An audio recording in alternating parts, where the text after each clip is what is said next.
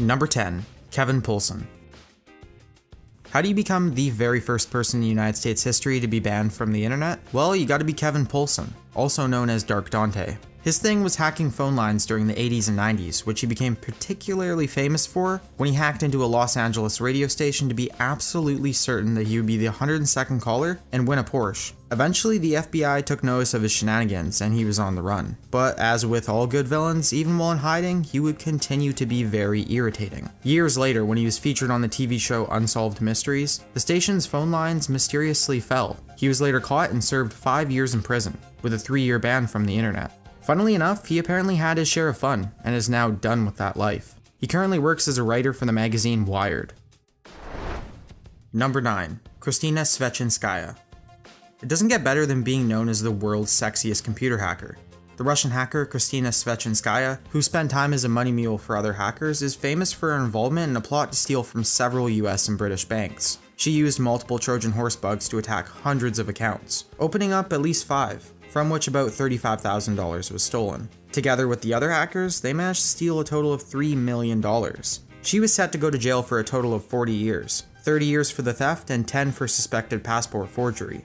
But she managed to avoid serving time altogether by signing a personal reconnaissance bond and a $25,000 bail. Her feats will soon be recognized later this year in a Russian feature named Botnet that is soon to be released. Number 8. Jonathan James. Jonathan James' story is a classic one. At the ripe age of only 15, he hacked into networks owned by Bell South, Miami-Dade, the US Department of Defense, and of course NASA, the last being the most impressive, and, well, destructive. He ended up downloading enough source code to learn how the ISS operated.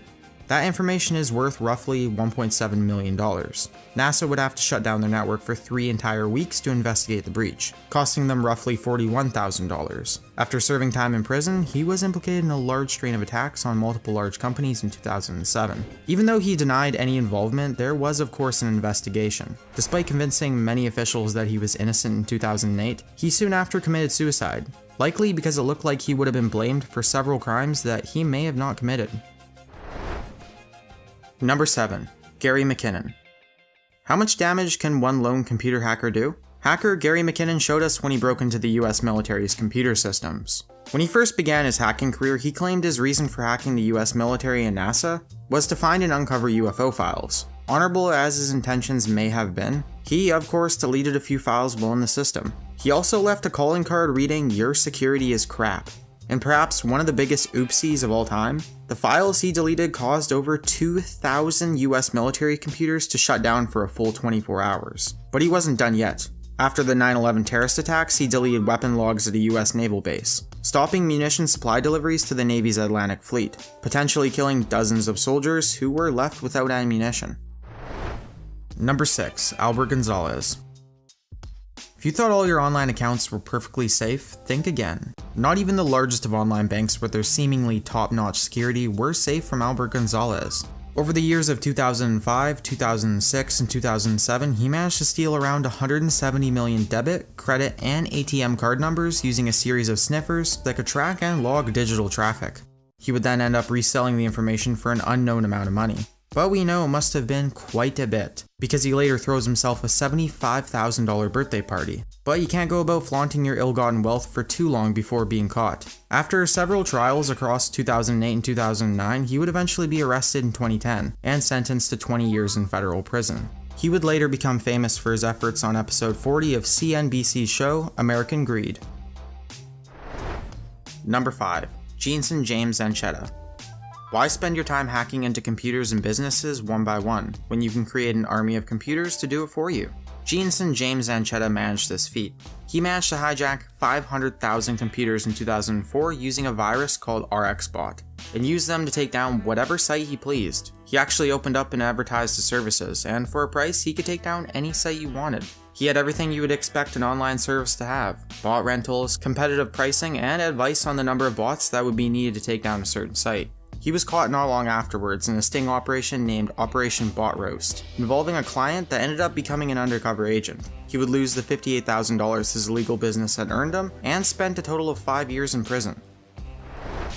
Number 4. Albert Atto.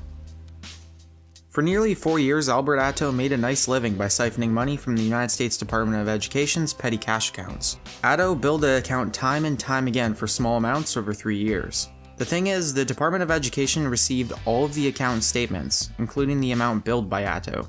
In fact, it was stated that a cursory examination would have quickly found the odd charges. This happened for years before someone asked, "Where the hell is all this money going?"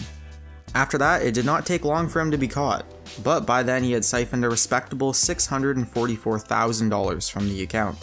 He would also give access to the account to other people to help them pay student loans. For all this, he was only imprisoned for a year, with 2 years probation.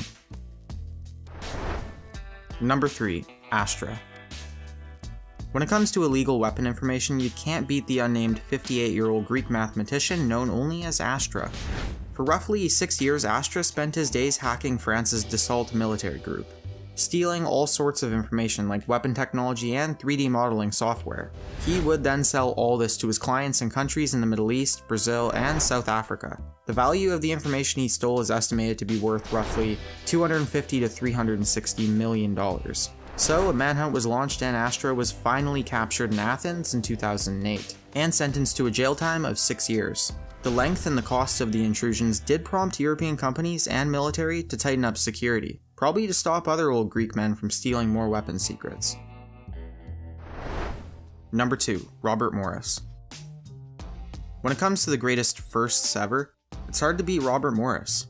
Morris is known as the creator of the very first widely spread internet worm in 1988, and is the very first person to be persecuted under the new Computer Fraud and Abuse Act. Originally designed to help him estimate the size of the internet, the Morris worm had one major flaw in its code. The worm was designed to copy itself every so often, to stop computers from removing it. But it actually did this too often, quickly flooding system loads and damaging hundreds of PCs and servers. The money needed to remove the bug from systems was pretty significant, and it's estimated that because of the Morris worm, roughly 10% of the internet was down for a time, causing losses anywhere from $10,000 to a possible $10 million. And keep in mind, this happened quite a while ago. If that happened today, the losses would be astronomical. Luckily for Morris, he convinced the police that it was a mistake, and managed to get off with only 3 years probation, community service, and a fine of $10,000. Number 1. Kevin Mitnick. Sometimes cybercriminals settle down on the straight and narrow, but not of course before becoming the most wanted computer criminal in US history. Kevin Mitnick's feats would also be featured in a total of 2 films. He started by hacking digital equipment corporations, earning him a year in prison and 3 years of supervised release. But of course, not long before his time would end, he would disappear and begin his famous 2.5-year hacking spree. His list is extensive, but includes hacking targets in the national defense and stealing multiple corporate secrets. Again, he would be caught and ended up serving 5 years in prison.